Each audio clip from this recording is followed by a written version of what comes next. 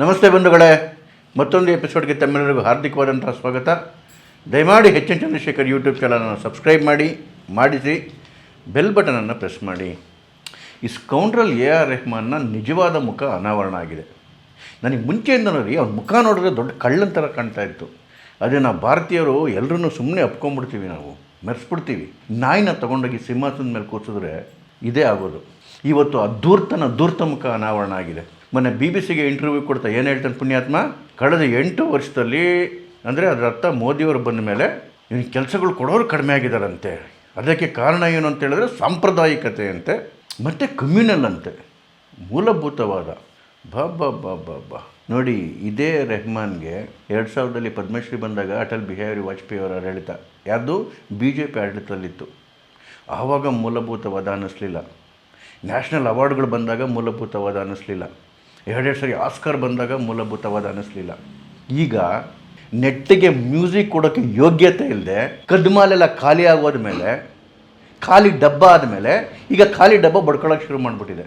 8 ವರ್ಷದಿಂದ ಮೋದಿಯವರು ಬಂದ ಮೇಲೆ ಕೆಲಸ ಸಿಗ್ತಾ ಇಲ್ಲ, ಬಿಕಾಸ್ ಆಫ್ ಕಮ್ಯುನಲ್ ರೀಸನ್ ಅಂತೆ. ಇತ್ತೀಚಿನ ವರ್ಷಗಳಲ್ಲಿ ಬಿಡಿ, ಹಳೆದೆಲ್ಲ ಬಿಡ್ಬಿಡಿ, ರೋಜಾ ದಿಲ್ಸೆ ಅದೆಲ್ಲ ಬಿಟ್ಬಿಡಿ. ಇತ್ತೀಚಿನ ವರ್ಷದಲ್ಲಿ ಈ ಪುಣ್ಯಾತ್ಮ ಮಾಡಿರೋ ಒಂದಾದ ಜ್ಞಾಪಕ ಇದೆಯಾ? ವರ್ಷಕ್ಕೆ 5-6 ಫಿಲಮ್ಗಳು ರೆಗ್ಯುಲರಾಗಿ ಮಾಡ್ಕೊಂಡೇ ಬರ್ತಾರೆ, ಒಂದು ಜ್ಞಾಪಕ ಇಲ್ಲ ರೀ. ಯಾಕೆ ಜ್ಞಾಪಕ ಇಲ್ಲ ಅಂತ ಹೇಳಿದ್ರೆ ಡಬ್ಬ ಖಾಲಿಯಾಗೋಗಿದೆ. ಕಳೆದ 10 ವರ್ಷದಿಂದ ಡಬ್ಬ ಪೂರ್ತಿ ಖಾಲಿಯಾಗಿದೆ. ಖಾಲಿ ಡಬ್ಬನೇ ಈಗ ಬಡ್ಕೊಳ್ಳೋಕೆ ಶುರು ಮಾಡೋದು, ಡಬ ಅಂತೇಳಿ. ಕೆಲಸ ಕಡಿಮೆ ಆಗ್ಬಿಟ್ಟಿದೆ ಅಂತೆ. ಕಳೆದ ವರ್ಷನ ಎಷ್ಟು ಮೂವಿಗಳು ಮಾಡಿದ್ದು ಗೊತ್ತಾ? 2025ರಲ್ಲಿ ಛಾವಾ, ಥಗ್ ಲೈಫ್, ತೇರೆ ಇಶ್ಕ್ ಮೇ, ಉಫಿಯೇ ಪ್ಯಾರ್, ಇನ್ನೊಂದು ತಮಿಳ್ ಮೂವಿ, 6-7 ದೊಡ್ಡ ಬಡ್ಜೆಟ್ ಮೂವಿಗಳನ್ನ ಮಾಡಿ 1 ವರ್ಷಕ್ಕೇನೆ. ಅದರಲ್ಲಿ ಯಾವುದಾದ್ರು ಒಂದು ಸಾಂಗ್ ಆದರೂ ಕೇಳಂಗಿತ್ತ? ಹಾಳಾಗೋಗಲಿ. ನೋಡಿ, ಈಗಲೂ ಕೂಡ ಸಾವಿರಾರು ಕೋಟಿ ಇನ್ವೆಸ್ಟ್ ಮಾಡೋ ರಾಮಾಯಣ ಕೈಯಲ್ಲಿದೆ ರೀ. ಹತ್ತಿರ 4,000 ಕೋಟಿ ಬಡ್ಜೆಟ್ ಅಂತಾರೆ. ಅಲ್ಲ, ನಾಯಿ ಬಿಡಿ, ತನ್ನ ಬುದ್ಧಿ ಬಿಡಲ್ಲ. ಅದು ಎಲ್ಲನೂ ಕೂತಿರಲಿ, ಸಿಂಹಾಸನ ಮೇಲೆ ಆದರೂ ಕೂತಿರಲಿ, ಎಲ್ಲನೂ ಕೂತಿರಲಿ, ಆ ಹೇಸಿಗೆ ಕಂಡ್ರೆ ಓಡಿ ಬರಲೇಬೇಕು. ಆದರೆ ನಾವು ನೋಡಿ ಸಿಂಹಾಸನ ಮೇಲೆ ತೊಗೊಂಡು ಕೂರಿಸಿದ್ವಲ್ಲ. ನೋಡಿ, ಈ ರೆಹಮಾನ್ ಹುಟ್ಟಿದ್ದು 1967ರಲ್ಲಿ. ಇವರಪ್ಪ RK Shekhar, very famous composer, music director. Tamil ಇಂಡಸ್ಟ್ರಿನಲ್ಲಿ ಮತ್ತು ಮಲಯಾಳಂ ಇಂಡಸ್ಟ್ರಿನಲ್ಲಿ ಒಳ್ಳೆ ಹೆಸರಿತ್ತು ಅವ್ರಿಗೆ. ಅದರ ಅರ್ಥ ಏನು? ಅವರೊಬ್ಬ ಡಿವೋಟೆಡ್ ಹಿಂದೂ. 9 ವರ್ಷ ಆಗೋಷ್ಟೊತ್ತಿಗೆ ಅವ್ರ ತಂದೆ ಕಳ್ಕೊಂಡ್ರು. ಇವ್ರು 23ನೇ ವಯಸ್ಸಿಗೆ ಬರೋಷ್ಟೊತ್ತಿಗೆ ಅದು ಯಾರು ವಿಷ ತುಂಬಿದ್ರೋ ಗೊತ್ತಿಲ್ಲ, ಇವನು ಮತ್ತು ಇವರಮ್ಮ ಇಸ್ಲಾಂಗೆ ಕನ್ವರ್ಷನ್ ಆದರು, ಮುಸ್ಲಿಮ್ರಾಗಿ ಕನ್ವರ್ಟ್ ಆಗೋದ್ರು. 1995ರಲ್ಲಿ ಮದುವೆ ಬೇರೆ ಆಯಿತು ಸಾಯಿರಾ ಭವನವರ ಜೊತೆಗೆ. ಆ ಟೈಮಲ್ಲಿ ಒಂದು ಬ್ಯಾಂಡ್ ಬೇರೆ ಇತ್ತು, ಒಂದು ನೆಮಿಸಿಸ್ ಅವೆನ್ಯೂ ಅಂತೇಳಿ. ನೋಡಿ, 1992 ಒಂದು ಮೈಲ್ ಸ್ಟೋನ್ ಯುಗ ಅದು. 1992ರಲ್ಲಿ ರೋಜಾ ಬಂತು ಮಣಿರತ್ನಮ್ದು. ಇದಕ್ಕೆ ಮ್ಯೂಸಿಕ್ ಕೊಡೋದಕ್ಕೆ ಮಣಿರತ್ನಮ್ ಅವರು ಇಳೆಯರಾಜ ಬಿಟ್ಬಿಟ್ಟು AR ರೆಹಮಾನ್ನ ಸೆಲೆಕ್ಟ್ ಮಾಡಿದರು. ಅದಕ್ಕೆ ಕಾರಣವೂ ಕೂಡ ಕರ್ನಾಟಕದ ಕಾರಣ. ಅದಕ್ಕೆ ಮುಂಚೆ ವಿಜಯಾನಂದ ಅವರ ಮ್ಯೂಸಿಕ್ ಡೈರೆಕ್ಷನಲ್ಲಿ ಏನು ಮೂವಿ ಬಂತು, ಡ್ಯಾನ್ಸ್ ರಾಜ ಡ್ಯಾನ್ಸ್, ಲೀಲಾವತಿ ಅವ್ರ ಮಗ ವಿನೋದ್ ಕುಮಾರ್ ಇರಬೇಕು ಅವ್ರ ಹೆಸರು, ಅವ್ರದ್ದು. ಅದರಲ್ಲಿ ಮೇಯ್ನ್ ಕೀಬೋರ್ಡ್ ಕಂಪೋಸಿಂಗ್ ಎಲ್ಲನೂ ಇವರೇ ಮಾಡಿದ್ದಂತೆ. ಅಲ್ಲಿಂದ ಅವ್ರ ಹೆಸರು ಪ್ರಸಿದ್ಧಿ ಆಯಿತು. ಮಣಿರತ್ನಮ್ ಅವ್ರಿಗೆ ಇಷ್ಟ ಆಯಿತು. 1992ರಲ್ಲಿ ರೋಜಾ ಮೂವಿ ಕೊಟ್ಟರು. ಆ ರೋಜಾ ಒಂದು ಮಾರ್ವೆಲಸ್ ಹಿಟ್ ಆಯಿತು. ಅದು ತಮಿಳಲ್ಲೂ ಹಿಟ್ ಆಯಿತು, ಆಮೇಲೆ ಹಿಂದಿಲೂ ಹಿಟ್ ಆಯಿತು. ಅದಾದ 3 ವರ್ಷಕ್ಕೆ ಬಾಲಿವುಡಲ್ಲಿ ರಂಗೀಲಾ ಮೂವಿ ಬಂತು. ಅದಕ್ಕೆ ಫಿಲ್ಮ್ಫೇರ್ ಅವಾರ್ಡ್ಗಳು ಕೂಡ ಬಂತು. ತುಂಬ ಹಿಟ್ ಆಯಿತು ಮೂವಿ, ಮ್ಯೂಸಿಕಲ್ ಹಿಟ್. ದಿಲ್ಸೆ ದೊಡ್ಡ ಹಿಟ್ ಆಯಿತು. ಆಮೇಲೆ ಲಗಾನ್ ಬಂತು, ರಂಗ್ ದೆ ಬಸಂತಿ ಬಂತು, ಜೋಧಾ ಅಕ್ಬರ್, ರಾಕ್ ಸ್ಟಾರ್. ನೋಡಿ, ಈ ರಾಕ್ ಸ್ಟಾರೇ ಮೋಸ್ಟ್ಲಿ ಲಾಸ್ಟ್ ಮೂವಿ ಅನಿಸುತ್ತೆ ನಾನು ಹಾಡು ಕೇಳಿರೋದು AR ರೆಹಮಾನ್ದು. ಅದಾದಮೇಲೆ ಸ್ಲಮ್ ಡಾಗ್ ಮಿಲೇನಿಯರು 2008ರಲ್ಲಿ. ಅದರಲ್ಲಿ ಜೈ ಹೋ ಹಾಡಿಗೆ ಆಸ್ಕರ್ ಕೂಡ ಬಂತು, ಗ್ರಾಮಿ ಅವಾರ್ಡ್ಗಳು ಬಂದವು. ಮತ್ತು ಹಾಲಿವುಡಲ್ಲೂ ಅನೇಕ ಪ್ರಾಜೆಕ್ಟ್ಗಳು ಸಿಕ್ಕಿದ್ವು, ಮೂವಿಗಳು ಸಿಕ್ಕಿದ್ವು. ಎಲಿಜಬೆತ್ತು, 127 ಅವರ್ಸು, ಕಪಲ್ ರಿಟ್ರೀಟ್, ಇವೆಲ್ಲ ಹಾಲಿವುಡ್ ಮೂವಿಗಳು ಇವರು ಮ್ಯೂಸಿಕ್ ಡೈರೆಕ್ಟ್ ಮಾಡಿದ್ದು. ಆ ಟೈಮಲ್ಲಿ ಇವ್ರನ್ನ ಮೊಜಾರ್ಟ್ ಆಫ್ ಮಡ್ರಾಸ್ ಅಂತ ಕರೀತಾ ಇದ್ರು. ಇಂತಿಪ್ಪ AR ರೆಹಮಾನ್ ಬರ್ತಾ ಖಾಲಿ ಡಬ್ಬ ಆಗೋದ್ರು. ಇವ್ರ ಹತ್ತಿರದ ಮಾಲ್ಗಳೆಲ್ಲ ಖಾಲಿ ಆಗೋಯ್ತು. ಒಂದಷ್ಟು ಜನ ಈಗಲೂ ಹೇಳ್ತಾರೆ, ಸಾಕ್ಷಿ ಪುರಾವೆಗಳ ಸಮೇತ ಹೇಳ್ತಾರೆ, ಇವ್ರು ಕೊಟ್ಟಿರೋ ಮ್ಯೂಸಿಕೆಲ್ಲ ಕದ್ದಿರವೆ ಅಂಥೇಳಿ. ಕದ್ದಿದ್ದೋ ದೋಚಿದ್ದೋ ಗೊತ್ತಿಲ್ಲ, ಒಟ್ಟಿನಲ್ಲಿ ಇದ್ದಿದ್ದ ಕಣಜ ಖಾಲಿ ಆಗೋಯ್ತು. ಬರ್ತಿರ್ತಕ್ಕಂಥ ಮೂವಿಗಳೇನೋ ಹಳೆಯ ಸಲ ಒಂದಷ್ಟು ಸಿಗ್ತಲೇ ಹೋದವು. ಆದರೆ ಒಂದು ಸಾಂಗ್ ಕೂಡ ಹಿಟ್ಟಾಗಲಿಲ್ಲ, ಒಂದು ಆಲ್ಬಮ್ ಕೂಡ ಹಿಟ್ಟಾಗಲಿಲ್ಲ. ತೆಲುಗಿನ ಬಾಲಕೃಷ್ಣ ಅವ್ರು ಯಾವುದೋ ಒಂದು ಇಂಟರ್ವ್ಯೂನಲ್ಲಿ ಮಾತಾಡ್ತಾ ಹೇಳಿದರು, ಅವ್ರು ಯಾರು AR ರೆಹಮಾನ್ ಅಂದರೆ ನನಗೆ ಗೊತ್ತೇ ಇಲ್ಲ, 10 ವರ್ಷಕ್ಕೆ ಒಂದು ಹಿಟ್ ಕೊಡ್ತಾರೆ ಅಂತ ಹೇಳಿ. ಇವತ್ತು ಸಲ್ಮಾನ್ ಖಾನ್ ಕೂಡ ಇದೇ ಮಾತು ಹೇಳಿದರು.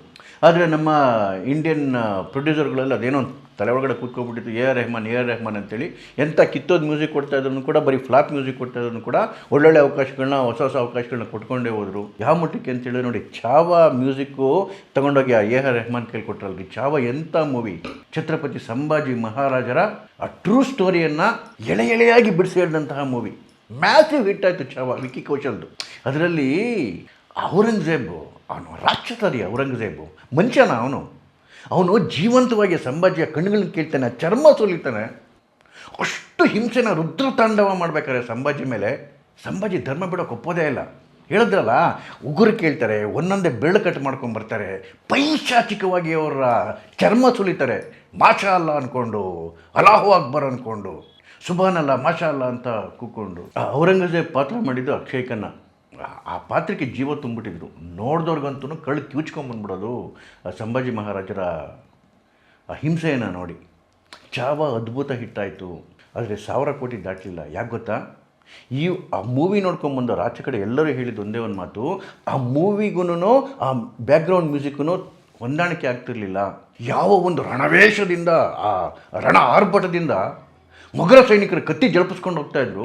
ಆ ಸಂದರ್ಭದಲ್ಲಿ ಬ್ಯಾಕ್ಗ್ರೌಂಡಲ್ಲಿ ಸೂಫಿ ಮ್ಯೂಸಿಕ್ ಬರ್ತಿತ್ತು. ಒಂದಕ್ಕೊಂದು ತಾಳವೇ ಇಲ್ಲ, ಮೇಳವೇ ಇಲ್ಲ. ಈಗ ಅರ್ಥ ಆಗ್ತಿದೆ ಯಾಕೆ ಹೀಗಾಯಿತು ಅಂಥೇಳಿ. ಯಾಕೆ ಅಂತೇಳಿದ್ರೆ, ಆ ಚಾವಾಗೆ ಮ್ಯೂಸಿಕ್ ಕೊಟ್ಟಿದ್ದು, ಬ್ಯಾಕ್ಗ್ರೌಂಡ್ ಮ್ಯೂಸಿಕ್ ಕೊಟ್ಟಿದ್ದು ಈ ಎ ಆರ್ ರೆಹಮಾನ್. ಬೇಕು ಅಂತಲೇ ಆ ಮೂವಿನ ಹಾಳು ಮಾಡಿದ್ದಾರೆ. ಮೊನ್ನೆ ನಾವು ಒಪ್ಕೊಂಡ್ಬಿಟ್ಟಿದ್ರಲ್ಲ, ಚಾವಾ ಇಸ್ ಎ ಡಿವೈಸಿವ್ ಮೂವಿ ಅಂತೇಳಿ. ಅಂದರೆ ಹಿಂದೂ ಮುಸಲ್ಮಾನಲ್ಲಿ ಭೇದ ತರುತ್ತೆ ಅಂತ. ಯಾಕೆ? ಫಸ್ಟ್ ಒಪ್ಕೊಂಡು ದುಡ್ಡಿಸ್ಕೊಂಡು ನೆಕ್ಕೋ ಟೈಮಲ್ಲಿ ಜ್ಞಾನ ಇರಲಿಲ್ವಾ, ಇದು ಡಿವೈಸಿವ್ ಮೂವಿ ಅಂತೇಳಿ. ಇವರಿಗೆ ಇಂತಹ ರಾಕ್ಷಸರನ್ನ, ಅಕ್ಬರ್ ಅಂತ ರಾಕ್ಷಸರನ್ನ, ಔರಂಗಜೇಬ್ ಅಂತ ರಾಕ್ಷಸರನ್ನ ಅಜಾಮೇಶಾಂಚ ಹಂಚ ಅಂತೇಳಿ ಮೆರೆಸ್ಬೇಕಾಗಿತ್ತು. ಎಲ್ಲಿ ಬಿಡ್ತಾರೆ ಈ ದರಿದ್ರ ಬುದ್ಧಿನ?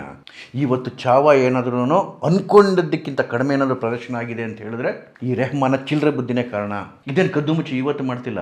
1995ರಲ್ಲೇ ಒಬ್ಬ ಫೇಮಸ್ ಲಿರಿಸಿಸ್ಟು ತಮಿಳ್ನವರು ಪಿರೈಸೋಡನ್ ಅಂತ ಹೇಳಿ, ಇವ್ರ ಮನೆಗೆ ಬಂದರೆ ಮ್ಯೂಸಿಕ್ ಡೈರೆಕ್ಟರ್ ಮನೆಗೆ ಬರಬೇಕಲ್ಲ, ಮ್ಯೂಸಿಕ್ನ ಕಂಪೋಸ್ ಮಾಡೋದಕ್ಕೆ ಲಿರಿಸಿಸ್ಟ್ ಇರಬೇಕಲ್ಲ ಜೊತೆಲಿ.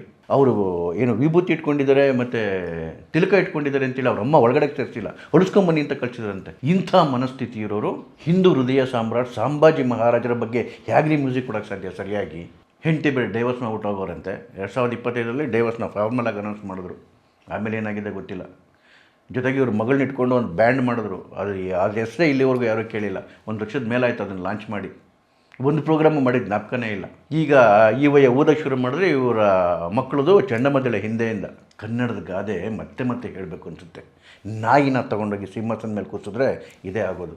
ಪುಣ್ಯಕ್ಕೆ ಈ ಎ ಆರ್ ರೆಹಮಾನ್ ಧೂರ್ತ ಮುಖ ಜಗತ್ತಿಗೆ ಪರಿಚಯ ಆಗಿದೆ. ಇವಾಗೇನು ತಿಪ್ಪೆ ಸಾಸೋದಕ್ಕೆ ಇದಕ್ಕೊಂದು ಡೈಲಾಗ್ ಹೊಡಿತಾ ಇದ್ದಾರೆ. ಇನ್ನು ಅದನ್ನು ಭಾರತೀಯ ನಿರ್ಮಾಪಕರು ಮತ್ತು ನಿರ್ದೇಶಕರುಗಳು ಇವ್ರ ಯೋಗ್ಯತೆಗಳನ್ನ ಅರ್ಥ ಮಾಡಿಕೊಂಡು ಎಲ್ಲಿ ಬಿಡಬೇಕು ಅಲ್ಲಿ ಬಿಡಬೇಕು ಇವ್ರನ್ನ. ನಮಸ್ಕಾರ.